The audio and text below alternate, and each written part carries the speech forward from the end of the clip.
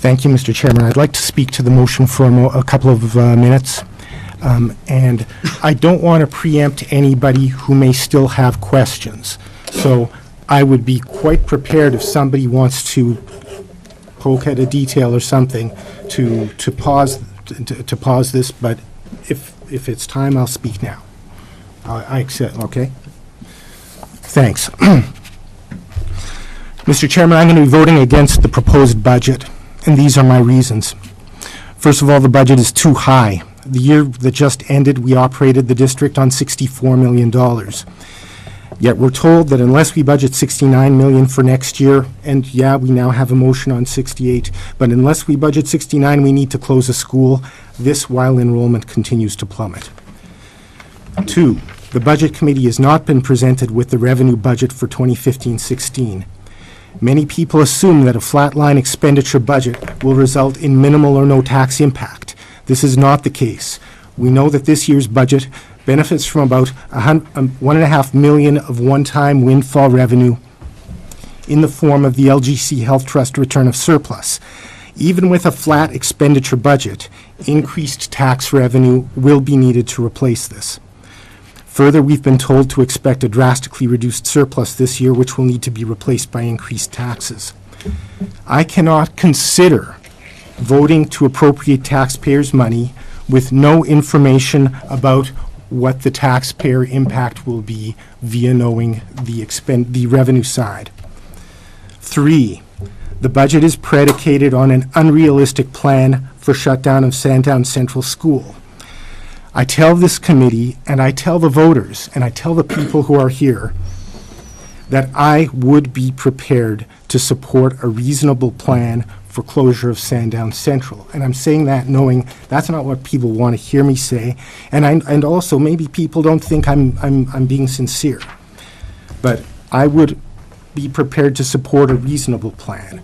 We do not have such a plan. Reasonable planning for a school closure means at least identification of alternative scenarios for movement of students and programs, community input on the alternatives, full costing of the alternatives, including requirements to reconfigure not only Sandown North, inside and outside, but the other schools, which may need to accommodate portions of the relocated programs.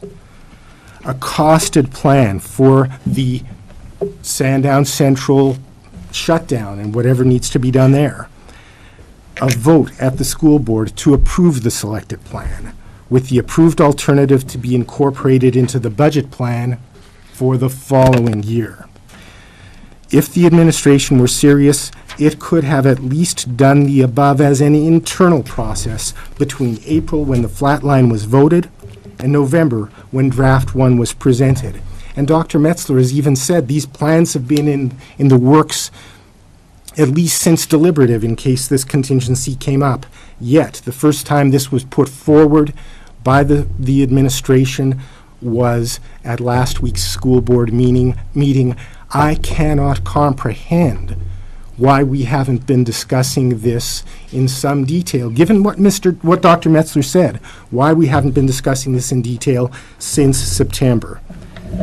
As things stand, we don't, and without this kind of plan, we don't truly know if the closure will produce savings at all, because there are so many uncertainties and unknown elements of the plan that we could easily find that we're backing ourselves into significant expenditures in other areas that aren't contemplated on that list of $750,000 of cuts. This does not form a responsible basis for a budget commitment, and I will not vote for it as it stands. Number 4, there are many ways to reach a flatline budget. There are several people in this room, including myself, who've identified equivalent expenditure reductions which do not close the school. When I look at comparable schools, Memorial Middle School in Hudson District, a district which produces much stronger academic results than Timberlane, has virtually the same number of students as TRMS, as the middle school did last year. Memorial does the job with 110 staff. TRMS has 158 staff. 44% more. Yet somehow, the only way we can find 9 staff reductions is to close Sandown Central.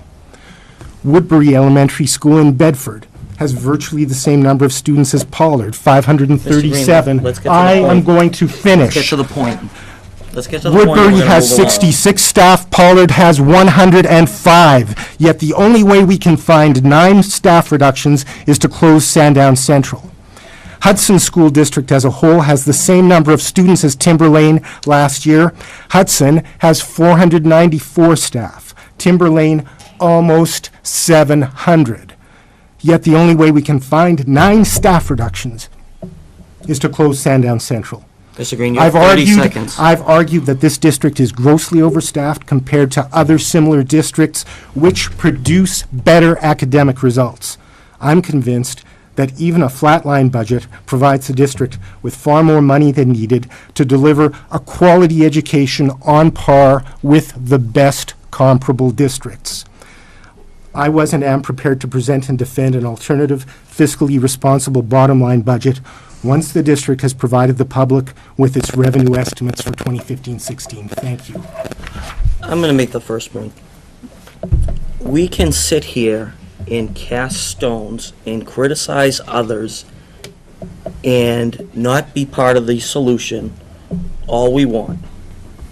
To sit here and criticize the school district for not coming up with a reasonable plan when there is no alternative put forward is disingenuous. It is a shame that this committee, at times, becomes a point to grandstand and cast aspersions on others. We can take all the time we want to go on to the radio and critique people. We can run a blog out of our basement and critique people all we want. We have a school district that has put forward a very significant plan that some of us might not like, I might not like. But they're coming forward with a plan to make some very difficult cuts that are not being cheered by a packed room here. And that is not an easy decision. And instead, what we're going to do is we're going to say the cuts that you've put forward are not serious enough, they're not significant enough. I'm not going to propose anything in the alternative. I haven't proposed a single specific cut through our entire budget season, but I'm going to critique you because your plan, when I've offered nothing in return but grandstanding, is not reasonable. I think it's disingenuous. I think it's an insult. I think it gets us nowhere in the end unless we're just trying to garner personal attention.